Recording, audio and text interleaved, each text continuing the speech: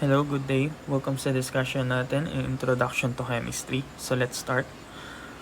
So before we go in biochemistry, we should define the basic concepts muna in chemistry. No? So biochemistry is one of the five branches of chemistry.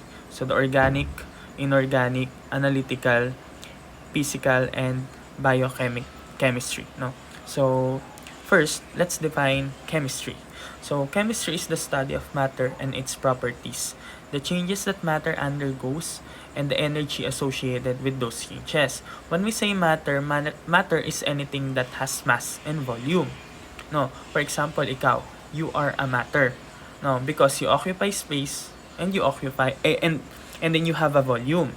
No, and of course, you are also a chemistry. How? Paano ka naging chemistry? Because there are changes inside of you. 'Di ba? Ang sabi nga natin, ang chemistry is the study of matter and its properties and changes that matter undergoes. So, ikaw, hindi ka naman ipinanganak as ganyan agad, 'di ba? So, ipinanganak ka as a baby and then nagkakaroon tayo ng changes. No, yung changes na yon is dulot ng mga chemical reactions. Kaya tayo ngayon, no? Kaya tayo ngayon, 'di ba? So we have three states of matter: the solid, the liquid, and the gas. When we say solid, solid has definite shape and definite volume, and then liquid has definite volume and indefinite shape, and gas is indefinite shape and indefinite volume. So there are classification of matter. So ang matter daw ay nahahati sa dalawa: the mixtures and then the substances, no? So si mixtures daw can be transformed into substances through physical methods or physical means, no? Ang mixtures kasi is yan yung dalawang substances na intermingled sa isa't isa. So, yun. And then, si mixtures, we have two types: the homogeneous mixtures and then the heterogeneous mixtures. So, next is substances, no? Si substances, we have two types. So, the compounds and then the elements. These compounds can be broken down into elements through chemical means or chemical methods naman. So, later on, i-discuss natin yan isa-isa. So let's start with the pure substances. When we say pure substances, matter whose composition is fixed. No, ibig sabihin, fixed yung composition nila. So we have two types: the element and then the compound. No, the element is the simplest type of matter with unique physical and chemical properties. So an element, yun yung matatagpuan natin in the periodic table. So for the quiz, you need periodic table, no? So kailangan niyo mag-provide ng kanya-kanya yung periodic table, so you can use that kapag nag-quiz tayo. So balik tayo sa discussion. When we say element, it consists only one kind of atom, kaya sila unique, no? So each element in the periodic table has a unique physical and chemical properties. Magkakaiba sila, no? Walang magkakapareho. Hindi pareho si hydrogen kay helium at hindi pareho si helium kay lithium, no? Merong magkakagrupo sila sa kanila pero magkakaiba pa rin sila, no? Kasi unique sila sa isa't isa. And then ang element is cannot be broken down into simpler type of matter by any physical or chemical method. So hindi na natin sila pwedeng hatiin. Kung hydrogen na siya, hydrogen na siya. So next is, let's talk about compound or compounds. Compound is a type of matter composed of two or more different elements that are chemically bound together. So, ibig sabihin, magkakabit sila. For example, water. No? So, water is a compound. No? So, we have two or more different elements. Diba? Meron tayong hydrogen at meron tayong oxygen. And then, one defining feature of a compound daw is that elements are present in fixed parts by mass. No? So, ibig sabihin, for example, for a water compound, fixed daw yung parts nila by mass.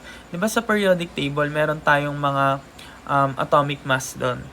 Diba? So, yung molar mass nila, meron tayo doon. Diba? So, si oxygen, for example, Ang atomic weight niya is 16 gram per mole at si hydrogen naman ay 1 gram per mole. So, ibig sabihin, kung may dalawa tayong 1 gram per mole dito, the water is equals to 18 gram per mole. So, that is fixed. No? So, each water molecules are fixed yung kanilang mass. So, kung marami tayong water molecules, each water molecules has 18 gram per mole na atomic mass. Next is, let's talk about mixtures. Mixtures is it is a group of two or more substances that are physically intermingled. Ito yung sinasabi ko kanina. Ibig sabihin, intermingled lang sila sa isa't isa. Hindi sila chemically bounded. For example, in a solution, no? For example, meron tayong water at meron tayong sugar molecule dyan. For example, meron tayong mga sugar molecule dyan. Ang ibig sabihin lang natin dyan is physically intermingled sila. Magkakabit hindi sila magkakabit. Magkakatabi sila ng mga water molecule inside the container. But they are not bounded to each other. So, ganun siya. So, in contrast to a compound, the components of a mixture can vary in their parts by mass. No? Yung mga parts niya, for example, si sugar, and then si water. No? So, they have masses. Diba? So, we have two types of mixture, the homogeneous and then heterogeneous mixture. When we say homogeneous mixture, it is the same throughout the solution. Ibig sabihin, hindi natin nakikita yung partition between the two substances na intermingled sa isa't isa. For example, naglusaw tayo ng asukal sa tubig. Hindi naman natin nakikita yung partition ni sugar at ni water, di ba? So that is an example of a homogeneous mixture. Hindi natin siya nakikita using our naked eye. Next is the heterogeneous mixture. The heterogeneous mixture is the composition is not uniform. Meaning, we can see the suspension or we can see the partition between doon sa mga substances natin. For example, we have water and oil. Diba kapag si water at oil, mapapansin natin, for example, si oil and then ito si water, is makikita natin yung partition nila sa bawat isa. No? So, yon. That is an example of heterogeneous mixture. So, parang sinasabi lang din natin na ang heterogeneous ay hindi naghahalo at ang homogeneous ay naghahalo in layman's term.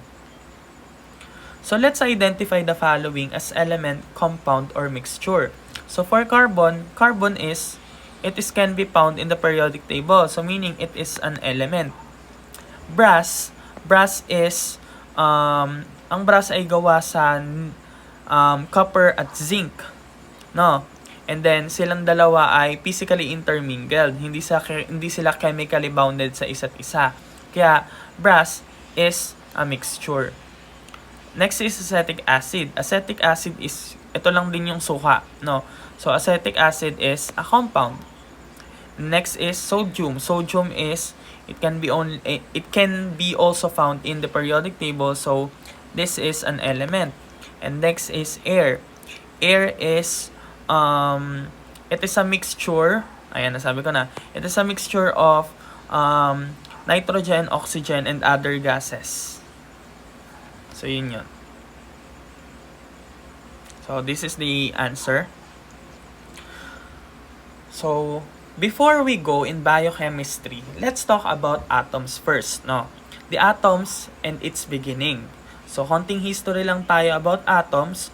So, first in the list is si Democritus. No? Democritus is known as the father of the atom. Why? Because Democritus had the idea that matter can be broken down into its smallest solid particle called atoms. No? So, that time, ang tawag niya pa ay atomos. No? Atomos is Greek word meaning indivisible. Hindi nahahati. No? So, his theory was rejected by Aristotle because Aristotle believed that matter can be subdivided indefinitely.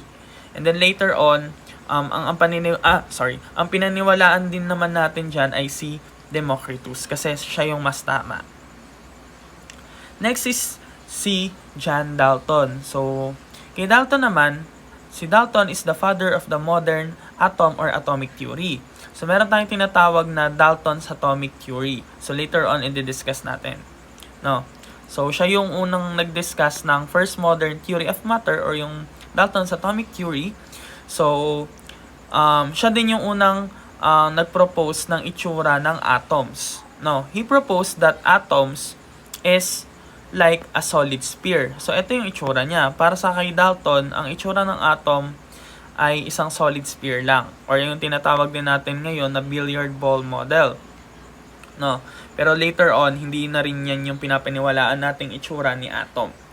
So, pero, no, yung first modern theory of matter niya or the Dalton's atomic theory is very accurate at yun yung pinaniniwalaan natin. So, ano yung mga postulates niya dun sa theory niya? So, he said that all matter is made up of tiny indivisible particles called atoms. So, just like Democritus. So, second is each element has unique atoms. No, and all atoms of a particular element are identical and is different from atoms of another element. No, dito nabubuo yung mga group natin sa may periodic table. And third is compounds result from the combination of two or more different types of atoms in certain whole number proportions. Ang compound daw ay nabubuo sa combination ng two or more different types of atom. For example, we have hydrogen and then we add with oxygen to produce water, diba? So, ganyan daw, no? And then, last is, in a simple chemical reactions daw, atoms rearrange to form new compounds. Katulad ng ginawa natin dito, nag-rearrange si hydrogen at si oxygen. Nagkabit silang dalawa, diba? And then, it is not created. Hindi naman natin siya ginawa kasi we start with a hydrogen and then oxygen, and then we ended up with water, 'di ba? So hindi rin daw siya nasisira. It cannot be destroyed. No. Kasi nga nag-stick tayo dito sa may unang postulate. And then nor change into the atoms of another element. Walang nadadagdag, walang nababawas, walang biglang sumisulpot. Kung hydrogen ka nagsimula at oxygen yung kasama, dapat pagdating na sa product, yun din yung makikita natin. No, yun yung tinatawag natin na law of conservation of matter. Nako-conserve yung matter natin dito. Andyan lang siya. No. And the next is, Dalton prepared daw the first table of atomic masses, or sometimes called atomic weights by chemists, since mass is often determined by the comparison to a standard mass, or weighing. So next is si Sir J.J. Thomson or Sir Joseph John Thomson. So ano ang ambag niya? No, so ang ambag ni J.J. Thomson is he discovered the electrons using the cathode ray tube. No, yung cathode ray tube na experiment niya, yun yung ginamit niya to discover the electrons. So he proposed the he proposed the plum pudding model. No, he believed that an atom is it is a positive sphere, no? And yung positive sphere na yon, no, meron mga nakakabit na mga maliliit na electrons para silang nakapakat doon sa may positive sphere natin. Kaya siya tinawag na plum pudding model kasi it looks like a pudding with a plum on top. Or kung mas gusto niyo na mas better na representation or analogy is yung chocolate chip cookie. Diba yung chocolate chip cookie, may mga chocolate chips doon sa may ibabaw. So parang yun yung electrons. Kasi mismong cookie daw natin is yung positively charged. No? Next is si Ernest Rutherford. No? Si Ernest Rutherford, he conducted the gold foil experiment which determine the existence of positively charged center of an atom called nucleus. So, siya yung nakadiscover ng nucleus. No? And then, he proposed the nuclear model. No? And he concluded that the atom was made up of very dense positively charged nucleus surrounded by the electrons. No? Surrounded by an empty space in which electrons is found. So, according to Rutherford, eto daw yung nucleus natin, positively charged yan. No, wala pa yung neutron ng mga time na yan.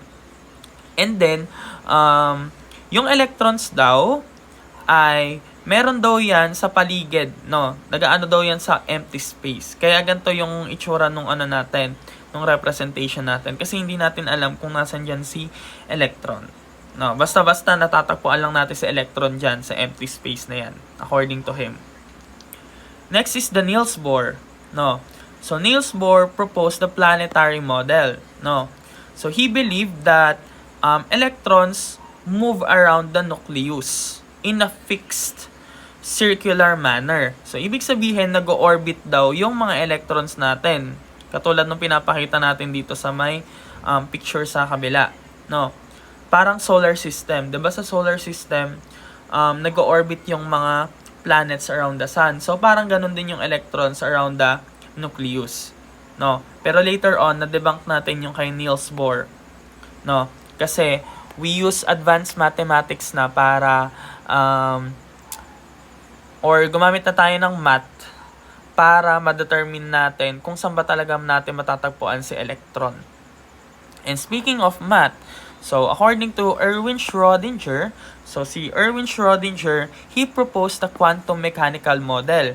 He concluded that electrons do not move in set paths around the nucleus. So na-debunk niya si Niels Bohr. No, rather, electrons can only describe as part of a cloud around the nucleus. So we have an electron cloud na tinatawag dyan sa gitna ng nucleus. And according to Erwin Schrödinger, there's a probability that we can find the electron here, here, here, here, here, here, here, here, here, here, here. So, probability siya. Kung saan natin siya pwedeng matagpuan, hindi natin alam. No? But using Erwin Schrödinger's equation, in advanced quantum mechanics, we can determine the exact position of the electrons, no, or the probability of the electron, no. So, pero hindi na natin siya pag-aaralan kasi more on advanced physical chemistry na yung kay Erwin Schrödinger. So that's all. So, after ng history natin in atoms, let's talk about the subatomic particles or the parts of the atoms. So, first is the electrons discovered by J.J. Thomson. And then, ang bottom line lang dito that electrons has negative charge. No, electrons is negatively charged. Nucleus is, this is where we can found the proton and then the neutron. Diyan natin matatagpuan kay nucleus. So, nasa gitna siya. At yung electron ay nasa labas. No, it forms electron clouds. And the next is proton. Proton was first observed by Eugene Goldstein. No, and then ang proton, ang bottom line nito, this is positively charged. And next is neutron. Neutron is discovered by James Chadwick. No. So, ang neutron ay parang proton lang pero it doesn't have a charge. No, wala siyang charge. So, another information about the subatomic particles. So, ito ay hindi nyo naman na kailangan itong kabisaduhin. So, the bottom line here is that proton is, ang charge niya ay positive 1.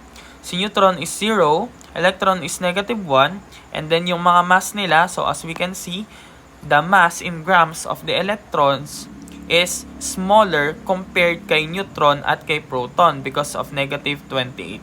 Because negative 28 is smaller than negative 24. And as we can see that proton and neutron has very close mass. No? Sobrang lalapit ng mga masses nila. So what's the difference between atomic number and mass number? So when we say atomic number, it is expressed as letter Z, capital letter Z, of an element equals the number of protons. Now, remember that the number of protons is also the atomic number of the element, meaning it is the identity of the element, the number of protons. Kung ang number of protons niya ay 1, meaning ang atomic number niya ay 1. At sa periodic table ba, sino ang number 1? Si hydrogen. No, ibig sabihin, pag nadagdagan ng isa yung proton niya, it is no longer hydrogen. Si helium na siya.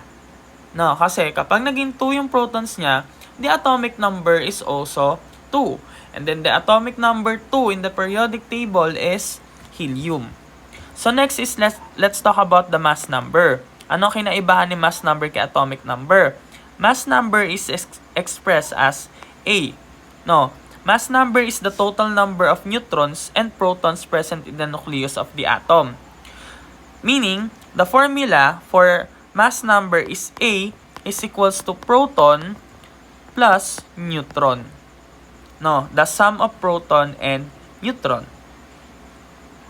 So, how do we write the element or the atomic symbol? So, we write that using X. No, X is the atomic symbol. Ano yung mga possible atomic symbol natin? For example, hydrogen, helium, carbon, neon, argon, yung mga ganon. And then, kung mapapansin nyo, sa left side, nasa taas natin si A at nasa baba natin si Z. So, let's practice. So, how many protons, neutrons, and electrons are in 14 carbon or carbon 14? Ilan daw ang meron tayong proton? So, again, the proton is also the atomic number. Diba? So, ang atomic number natin ay yung nasa baba. Kung babalikan natin to, ito yung atomic number natin, si Z, diba? So, yung baba natin ay si 6. So, the proton number is 6. Now, how many neutrons do we have? Paano natin malalaman kung ilan yung neutron? So, we can solve for the neutron. Kasi, si 14 sa taas, yan ay mass number. So, the mass number A is equals to P plus N. So, how do we compute? So, ililipat natin to sa kabila para maiwan si N. So, N is equals to A plus P. Where A is 14. Minus pala to kasi once na lumipat to sa may kabila, this will turn into negative. So, 14 minus 6. And 14 minus 6 is 8. No? So, 8. And then, the electrons, how many electrons do we have? For a neutral molecule just like this, so wala naman tayong nakikitang charge, hindi naman siya ion, di ba? When we say ion, nababawasan or nadadagdagan yung electrons natin. And in this case, for carbon 14, ayan, wala naman tayong charge dito, di ba? Diyan matatagpuan yung charge eh. So, wala tayong charge. So, ibig sabihin, the number of proton is also equals the number of the electrons. So, we have 6 electrons. So, for example number 2, ilan yung protons natin for carbon 13? No, ang sabi, carbon 13. So, eto, yung kanina na to, pwede natin siya i-transform into word format. Ang word format niyan ay carbon 14. At ang carbon 13 naman, kung itatransform natin siya na katulad niyan, eto ay C13 at 6 yung nandito. So, ibig sabihin, si number 3, ito ay carbon 11. So, ganon. So, balik tayo sa tanong, how many protons daw? Ilan yung protons natin? We have 6. And then neutrons is 13 minus 6 is 7. Diba? And then, on the electrons is also 6. Why? Because this is a neutral molecule. Wala tayong charge. And then for number 3, the number of protons is, since carbon din yan ay 6. The neutrons is, 11 minus 6 is 5. And then the electrons is also 6. So this is the answer. Next is, let's talk about isotopes. kung babalikan natin yung nandito kanina, so etong tatlo na to, the carbon 11, the carbon 13, at yung carbon 14, magkakaiba sila ng mass number. 'Di ba ang nakakaapekto sa bilang ng mass number nila ay yung neutron. Because according to the formula again, A is equals to proton plus neutron. 'Di ba ang proton naman ay hindi nababago? No. So, para mabago ang mass number, nakadepende tayo with the neutron. No. So, ibig sabihin, kapag nabago yung number of neutron, the mass number will change. At etong tatlo na to, si carbon 14, carbon 13, at carbon 11, ang tawag sa kanila ay isotope ng bawat isa. No. So, let's talk about isotope. No. Isotopes of an element or atoms that have different numbers of neutrons, ay nabanggit ko na kanina, and therefore different mass number. No. So, ang isotopes, ang chemical properties nila, chemical properties of an element are determined primarily by protons and electrons. No. And neutrons do not take part in chemical changes under normal conditions. Therefore, isotopes of the same element have similar chemistries, forming the same type of compounds and displaying similar reactivities. No. So, for example, we have 3 hydrogen here. No. So, there are isotopes of each other. Why? Because lahat sila ay hydrogen. No? So, ibig sabihin, the proton number or the atomic number ay pare-parehas. Ngayon, saan sila nagkakaiba? Doon sa mass number nila. Because the number of neutrons is different. So, for hydrogen, itong hydrogen, ilan ba yung neutron na meron tayo for hydrogen? We have 0. Diba? And then for deuterium, ilan yung meron tayo dito? We have 1, and then for tritium, we have 2. So, sir, paano natin yan nakuha? Edi, kinumpute natin. So, 1 minus 1 is 0, 2 minus 1 is 1, and 3 minus 1 is 2. So, ganun. So, example, how many protons and electrons are in aluminum 27? Ilan daw yung protons natin? Again, the protons is the, ito lang naman yun, di ba? The atomic number. So, we have 13. Now, how many electrons do we have? Do we also have 13? No. Because we have a charge. Meron na tayong charge dyan. At ang charges, no, kapag nakita nyo positive ang charge, katulad nito, ibig sabihin, nabawasan tayo ng electron. Because electron is negatively charged.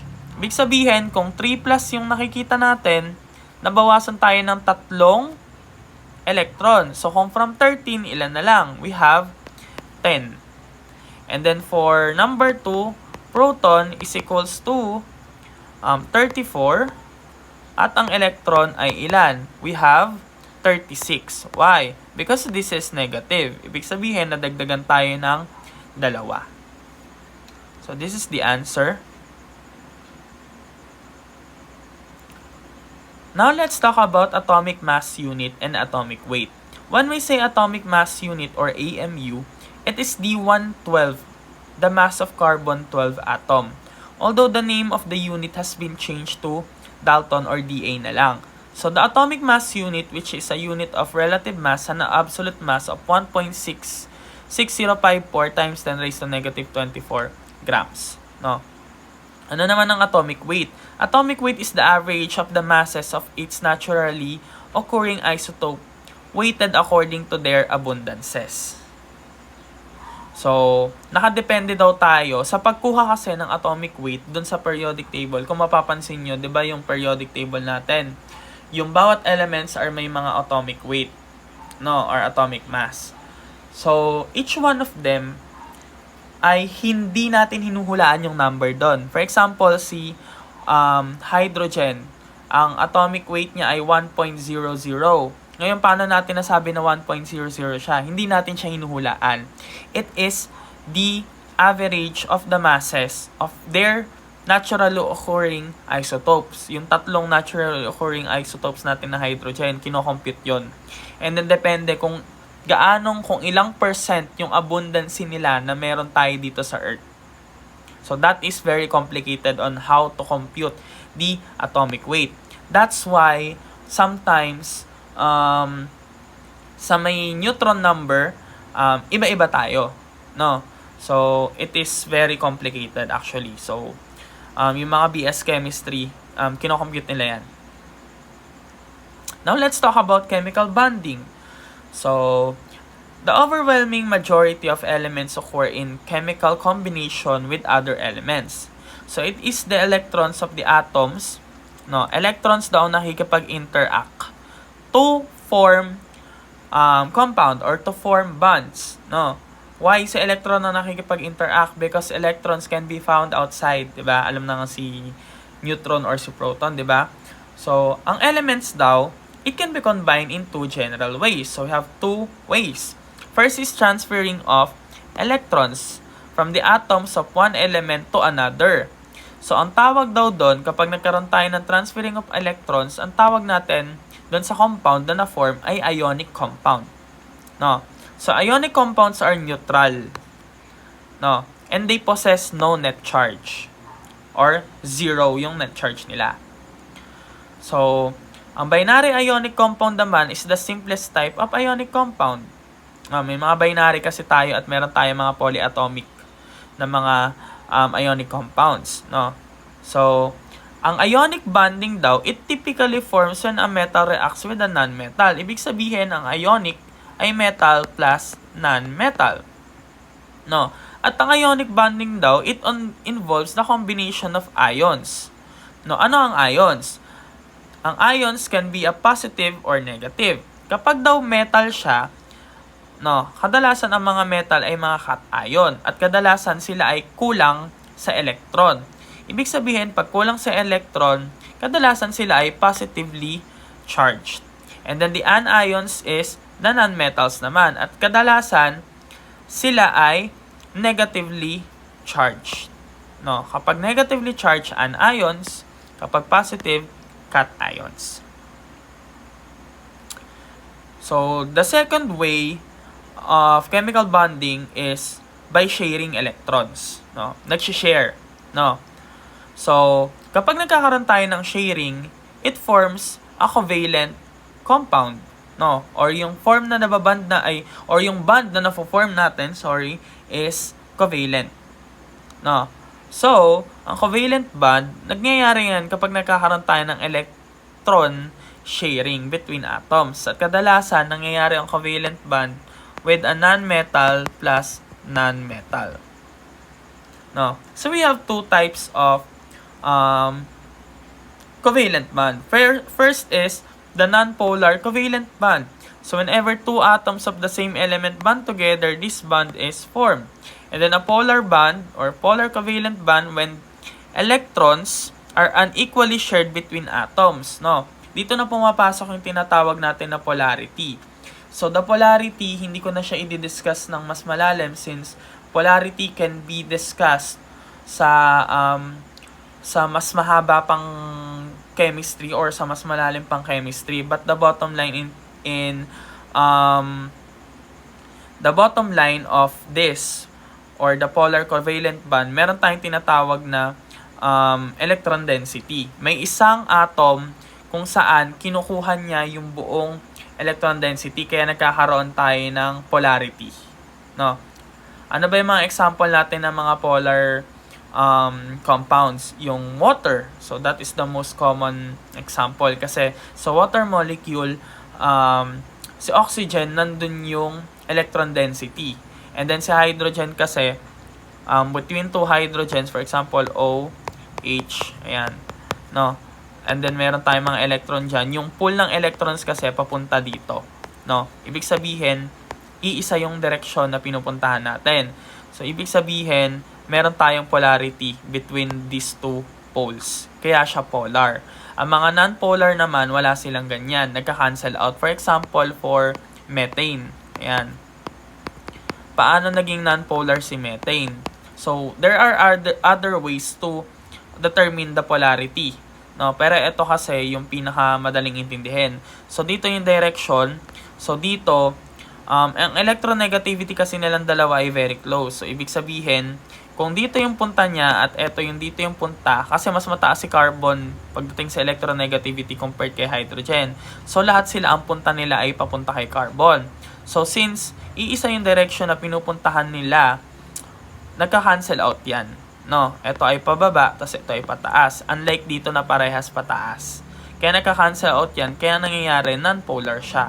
So, another way to determine the polarity is using the electronegativity value na meron sila. Kukunin lang natin yung difference. Kapag masyadong maliit yung difference, non-polar siya. Kapag masyadong malaki, polar siya.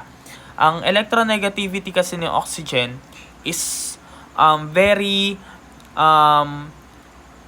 malaki yung difference nung electronegativity na meron si oxygen compared kay hydrogen. Unlike kay carbon at hydrogen na yung kanilang electronegativity ay close. So you can check that sa periodic table. Kasi doon sa periodic table may nakalagay na mga electronegativity values. Mas maintindihan yung sinasabi ko kapag tinitingnan nyo yung periodic table. So let's practice. So let's classify daw the type of chemical bond formed by combining of the following elements. So hydrogen and fluorine, hydrogen is a non-metal. And then fluorine is also a non-metal. So we form covalent. And then sulfur is a non-metal. And then strontium is a metal. So we form ionic. And then hydrogen again is a non-metal and nitrogen is a non-metal.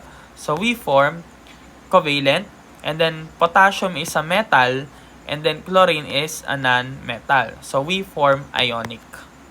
So ganun lang.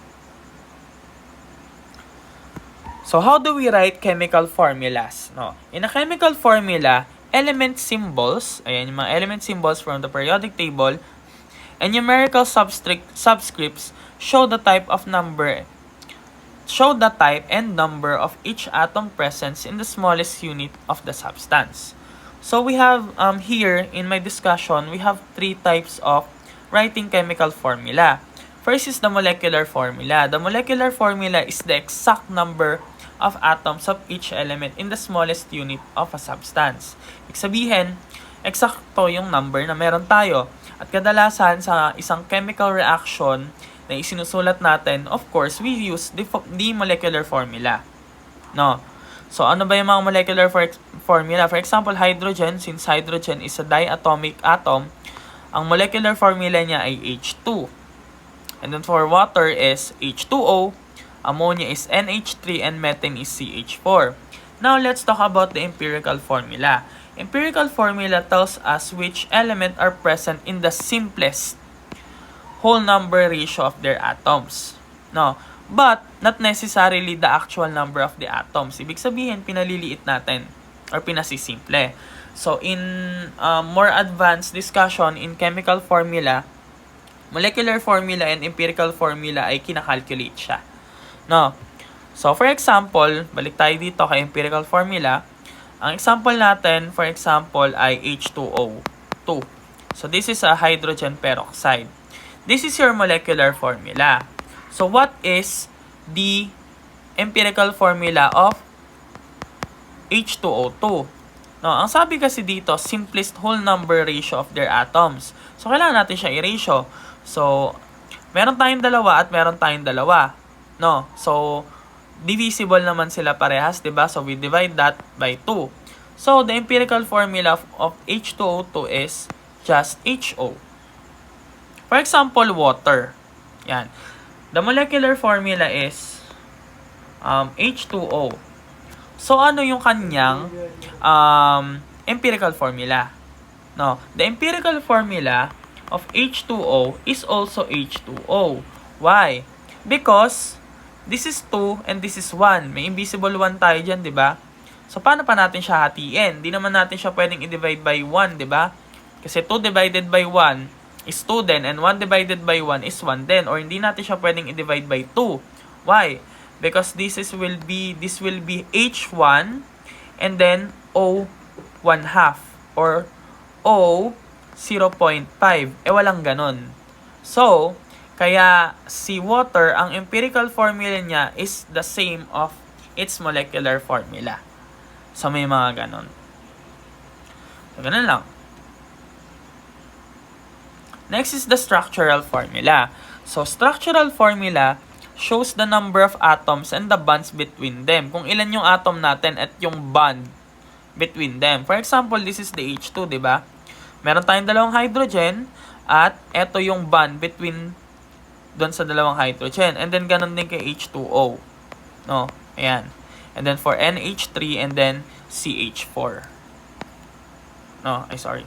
Hindi pala yan. This is NH3 and then this is CH4. So, why do we teach structural formula? Because later on, in organic chemistry, very useful yung paggamit natin ng structural formula. So, the subscript of the cation is numerically equal to the charge on the anion. And the subscript of the anion is numerically equal to the charge of the cation. So, for example, we have aluminum and then oxygen. No? So, aluminum is your cation and then oxygen is your anion. Diba? So, kapag nagsama silang dalawa, diba according dun sa may nakaraang example natin, na ang ionic compound, ang net charge dapat nila ay 0. No? So, kino-compute siya. Pero hindi ko na kayo pagko-computein. Because, ang easiest way para magsulat ng chemical formula using ions ay magkakapalit lang naman sila ng number. For example, aluminum 3+. So, i-disregard natin tong positive at negative na yan. X na natin yan. So, matitira na lang si 3 at si 2. And then si 2, mapupunta siya kay aluminum at si 3, mapupunta siya kay oxygen.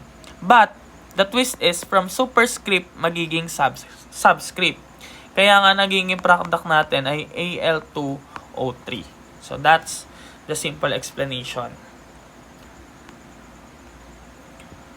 So, practice problem, write an empirical formula for each of the following. So, what's the empirical formula of hydrazine? Now, the empirical formula of hydrazine is NH2. How? Because we divide both side by 2. Diba? So, ito ay 1, ito ay 2. Next is the glucose. The glucose is CH2O. How? Because we divide by 6.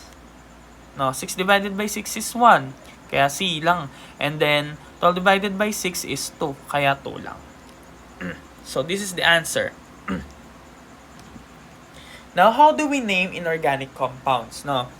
Later on organic compounds, when we discuss organic compounds, naming organic compounds is very different in naming inorganic compounds. No? So, we actually have 3 types of naming inorganic compounds. So, first is the type 1, no, or the binary ionic compounds. So, binary ionic compounds contain a positive ion, which is always written first, nauuna, lagi si metal, or si cation kapag nagne-name tayo ng binary compounds, no, or ng type 1. And then, the negative anion yung kasunod, no. So, how do we name? First is, the cation is always named first and the anion is second. Nabanggit na natin, di ba? First si cation, so yung positive natin, and second si anion, no, or yung negative natin. So, a monoatomic, meaning one atom, cation takes its name from the name of the element. For example, Na+, no. The Na+, ang pangalan niya ay sodium ion. No. And then, a monoatomic anion is named by taking the root of the element and adding IDE. Kinukuha lang natin yung root. For example, chlorine. No. So, si chlorine, ang pangalan ng ion niya ay chloride ion. No. Pinalitan natin ng IDE, yung INE niya. And then, ion. No. And then, kapag pinagsama daw natin silang dalawa, no, the Na plus and then the Cl negative, of course, ang magiging product natin ay NaCl. Now, what is the name of the NaCl? So, kapag pinangalanan natin, tatanggalin natin yung mga ion sa name nila. So, the name will be sodium chloride. So that's how we name type 1 binary ionic compounds. So these are other examples. So for NaCl, Na plus and Cl negative, sodium chloride. Ki is K plus, and then I negative is potassium iodide, and then calcium sulfide. Sir, bakit si calcium dito ay 2 plus at dito ay 2 negative, pero pagdating dito ay wala? Again, we're talking about net charge. Pareha silang 2, so magka-cancel out silang dalawa, kaya nagiging 1 na lang. Kasi 2 minus 2 is 0. Diba? So, calcium sulfide, and then lithium nitride, cesium bromide, and then magnesium oxide. So, kay magnesium oxide, ganun din. Basta kapag nakikita nyo pareha sila ng number of charge, no? Katulad yan, parehas 2, maka-cancel yan. Next is the type 2. No? Si type 1, mapapansin nyo, yung mga elements natin dito kay type 1, etong mga metals na meron tayo dito, sila, matatagpuan sila sa group 1 and group 2 in periodic table. The alkali and then the alkaline earth metals. No? Ngayon, paano naman sir, yung mga metals natin sa gitna? The D metals, the transition metals, and then the yung mga after kasi ng D block, doon sa may S block, may mga metals din doon, such as yung lead, yung mga ganon. No. So, how do we name those one? No. So, ang tawag na sa kanila ay type 2 binary ionic compounds. No. So, many metals, particularly sa transition elements or the B groups, di ba sa may periodic table, ito siya, ganito yung itsura ng periodic table natin. Ganyan. No. So, yung etong part na to, mga metals yun nandyan at ito ay mga metals din. Tapos, may mga partition dyan, may mga metals din tayo dito. So, metal to, metal to. Etong buong group na to, yung nasa unahan na yan, yan yung mga kadalasang, ang mga naming nila ay naka-type 1. At yung mga nandito naman, kadalasan, ang name nila ay naka-type 2. Pero hindi lahat, may mga exemption tayo. No? Why? And sino? Kasi, kung mapapansin nyo sa periodic table, tingnan nyo yung oxidation states nila. For example, for chromium. Si chromium, maraming oxidation state na nakalagay. Diba? Pwedeng Cr2 plus or Cr3 plus. No? So, kapag ganun, ibang klaseng naming yung ginagawa natin. Gumagamit tayo ng either stock system or classical system nomenclature. So, for example, for chromium, no, si chromium ay matatagpuan natin sa D block, 'di ba? So, for chromium, we have Cr2 plus at Cr3 plus.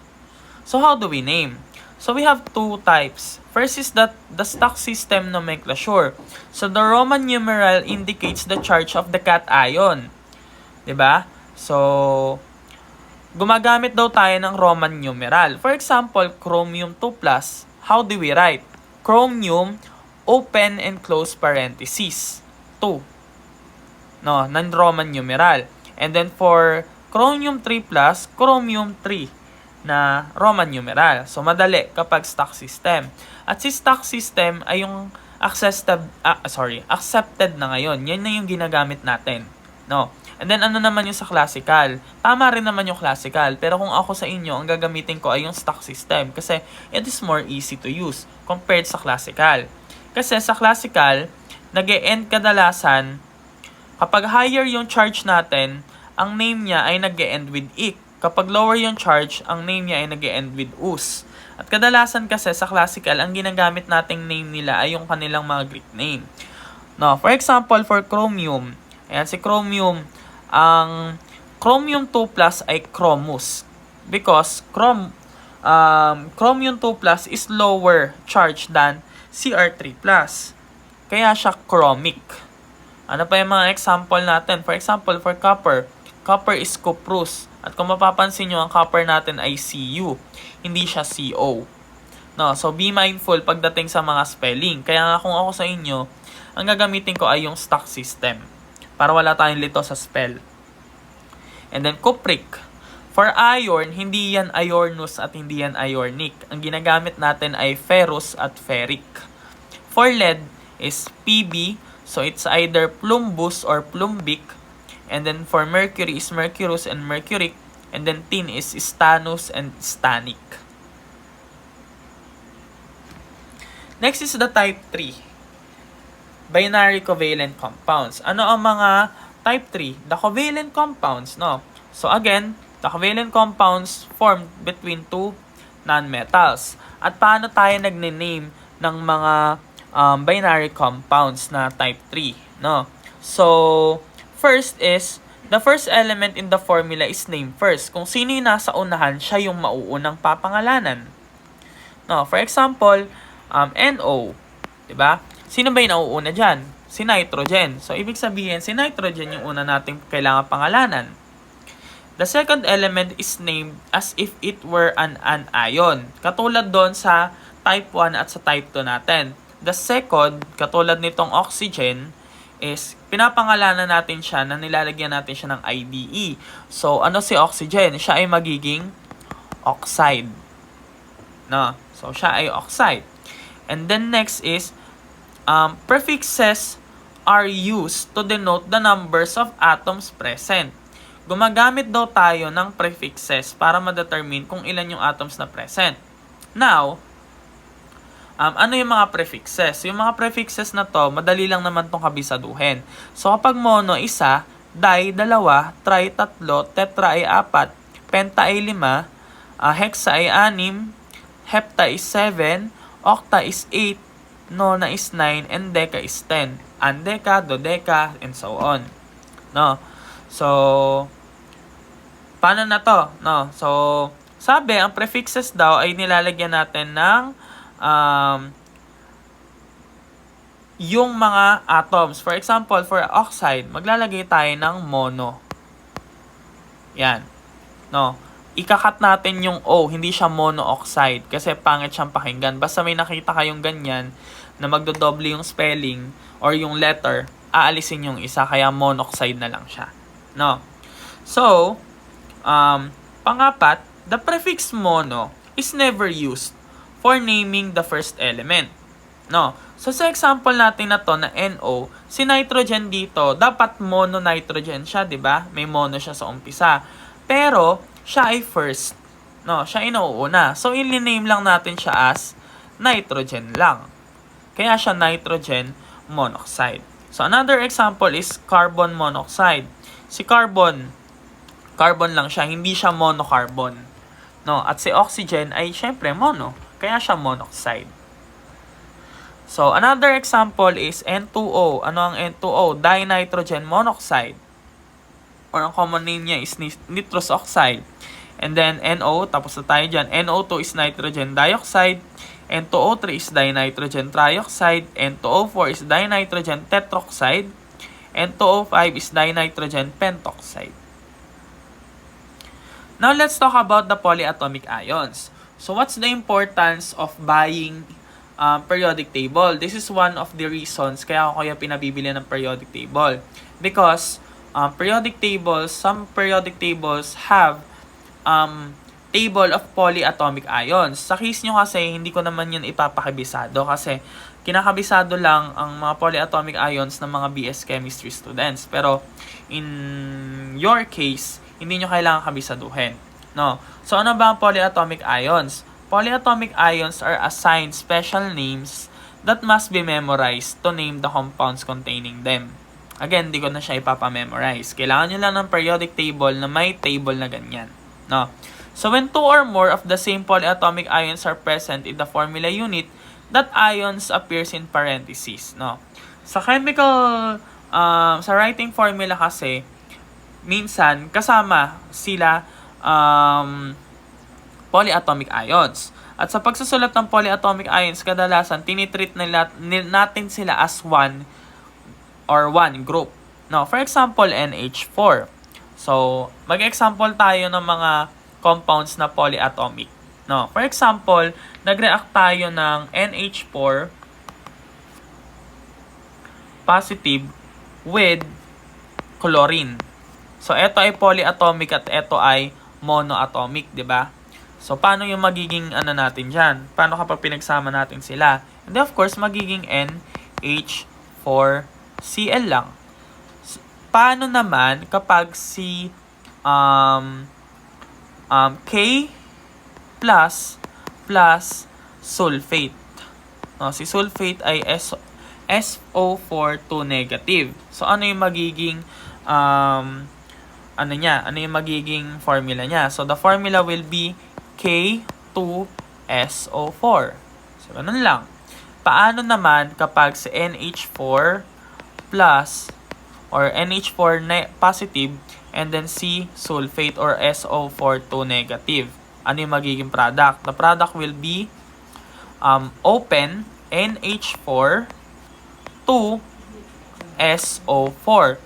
No, again, naglalagay tayo ng parenthesis para ang indication natin dito ay meron lang tayong 2 nitrogen at 8 hydrogen. Yun lang yun. Kasi, pag sinulat natin siya ng ganyan, ibig sabihin, meron tayong 42 na hydrogen. Mali yun. So, kaya tayo naglalagay ng open and close parenthesis. So, yun lang. Now, how do we name hydrated ionic compounds? No, ionic compounds called hydrates have a specific number of water molecules associated with each formula unit. No, so in their formulas, this number is shown after a centered dot or yung gitna. For example, the MgSO4.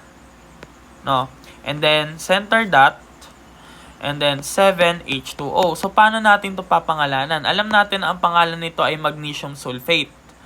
And then, ito ay hydrate. Hindi siya water. No. Naming hydrate ionic compounds, ang tawag natin dito ay hydrate. Since we have 7, the name will be heptahydrate. Or the whole name is magnesium sulfate heptahydrate. So, depende sa number na nasa unahan ni water or ni H2O. For example, 5H2O. So, that will be pentahydrate. So, and so on. Next is how do we name acids? So, we have 2 types of acids. The binary and then the oxoacid. First is binary acids. Ano ba muna yung mga acids? Ang acids, kadalasan meron siyang hydrogen sa umpisa. Para madali nyong matandaan, no? So, how do we name acids? So, first is for binary. For example, HCl, no? Or hydrogen chloride, no?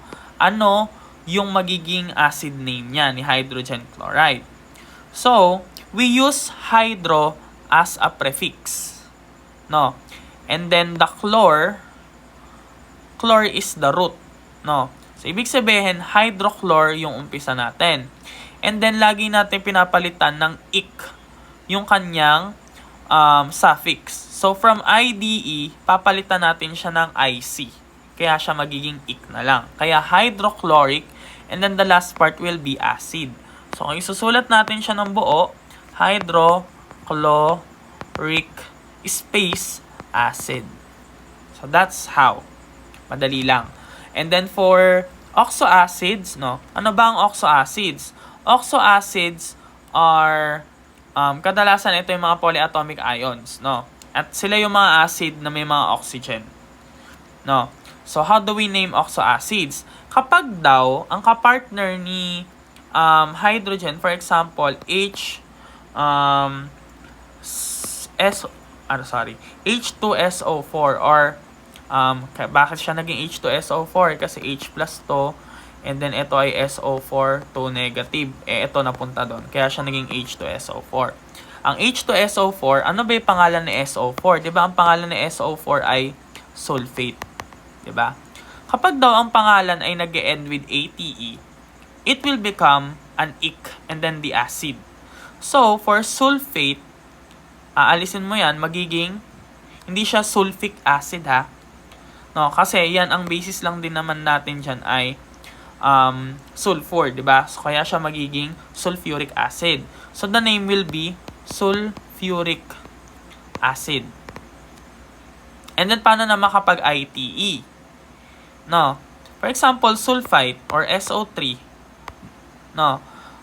Paano kapag SO3 or sulfite? Ang magiging pangalan niya ay sulfurous acid. No? Kasi ITE is lower than ATE. No? So, paano naman kapag may hypo at per? Kapag ang mga pangalan ay may hypo at per, itinitira natin sila. For example, sino-sino lang ba yung may mga hypo at per? For example, sila yung mga Cl. For example, ClO4, ClO3, ClO2, at si ClO. No? So, yung mga yan, ang pangalan kasi nito ay perchlorate. At ito ay chlorate. At ito ay chlorite. At ito naman ay hypochlorite. So, pag naging acid yan at nagkaroon ng hydrogen yan sa umpisa, for example, naging HClO na sila or HClO4, magiging perchloric acid to. Gagawin mong ik yan tas acid. So, ito naman ay chloric acid. Ito ay chlorous acid kasi yan ay ITE na, 'di ba? Kapag ITE, OUS na ipinapalit. So, ito ay chlorous acid at ito ay hypochlorous acid. So, give the name and formula of the compound from the following elements. So, ano daw yung formula at ano daw ang name? For letter A, rubidium at bromine. Again, ang kailangan nating i-determine kung sino yung kung sila ba ay metal or non-metal. Si rubidium, so tingnan nyo lang sa periodic table, 'di ba? Si rubidium ay metal at si bromine ay non-metal. So sa naming natin, ano ba si rubidium? No, ay sa ano pala muna tayo sa may formula. Si rubidium ay Rb at si bromine ay Br. Si Rb plus Br negative. Alamin niyo yung charge. So, ang magiging formula niyan ay RbBr. Diba? So, ano yung pangalan? Rubidium. Kasi, rubidium ion to, diba? So, i-retain lang natin yan. Rubidium bromide. Kasi papalitin natin yung INE ng IDE. So, for letter B, si sulfur ay non-metal, di ba? Si barium ay metal, so mauuna si barium. Ang charge ni barium ay barium 2+. And then si sulfur ay sulfur 2 negative. So this will become BAS or barium sulfide. Next is the calcium and then the fluorine. Si calcium ay metal at si fluorine ay non-metal. So si calcium ay 2+, no? At si fluorine ay negative or negative 1. So the formula will be CaF2 or calcium fluoride. No? So that's the answer. So ito yung mga answer. So ito, actually, hindi natin to susundin kasi may binigay akong ganito, no? So for your practice problem, no, tingnan nyo yung updated PPT natin. Yun yung sasagutan. So, this practice problem is an assignment or activity. No, isasubmit sa Google Classroom.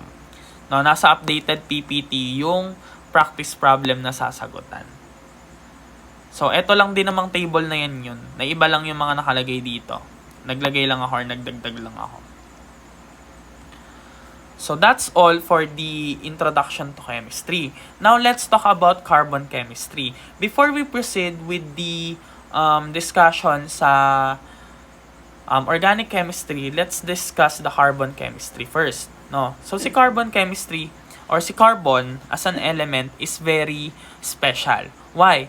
Because carbon is tetravalent. No, very special si carbon because it forms chains and networks na ginagamit natin kapag nasa organic chemistry natin na tayo, no? So carbon appears in the second row of the periodic table and has 4 bonding electrons. Ibig sabihin, kaya niya mag-form ng 4 na bonds. Katulad nung pinakita natin kanina, for example, si methane, di ba? May mga hydrogen siya diyan. No, for example. So similar to other nonmetals, carbon needs 8 electrons to satisfy its valence shell.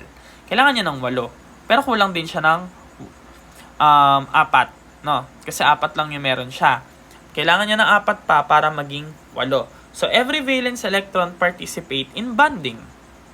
A carbon atom's bonds will be distributed evenly over the atom surface, bonding covalently in all its elemental forms and compounds.